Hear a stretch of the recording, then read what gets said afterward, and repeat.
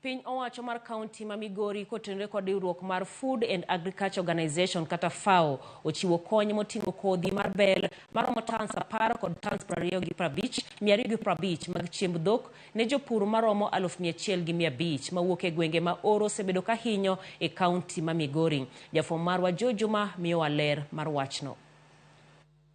Kaunti ma Migori omede kwan ma kaunti e piny Kenya ma oseyudo ka yudo midhiero ma ikelo kod oro.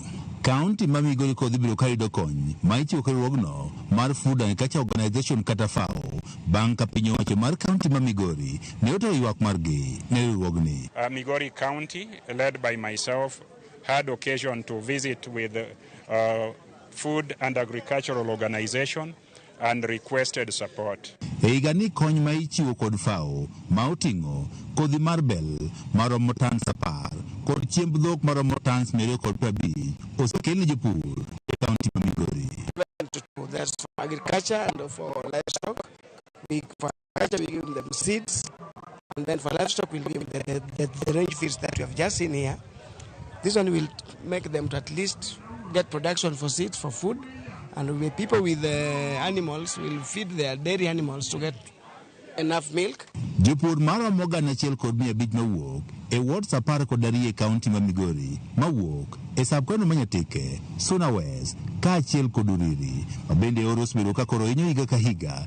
Koro oseyudo kony mar kothe kaachiel kod chiemb dhok mondo koro kony e medo nweng'o margi. An gi dhiang' achiel to nyocha nyiedhe agolo chak kimba 2 gi sani ang'eni Nyasaye dhi timona adhi yudo chak kimbo 3 kata 4 kadhi mbele.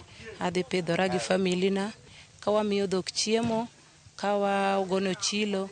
Erokamano. Tumeambiwa tena siku ya kwanza ya kupewa chakula nitafute maganda ya mahindi niweke pamoja na chakula ili ilambe kwanza juu hawajazoea na hiyo chakula. So wakianza kukula hiyo chakula watatoa maziwa nzuri sana. So that we have these animals and they really get, you can get per animal even they don't even get 2 liters per animal.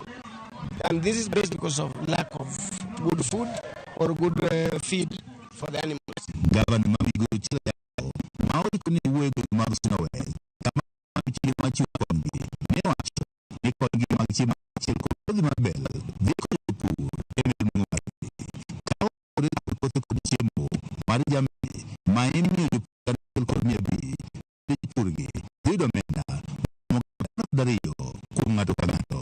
We also have an associated program of cash that is given to our people, and 1,500 people are benefiting from that direct cash transfer so that they can mitigate the adversities of climate, be it El Nino or be it drought.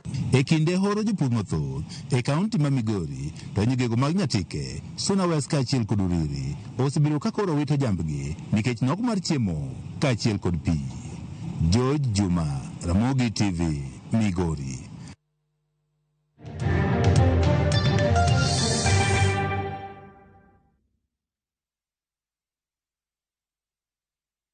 Christmas comes early na View sasa. Jishindie shilingi milioni 3 kwenye draw kubwa msimu huu wa Krismasi. Huenda bahati ni yako. Cheki content noma pale View sasa. Kisha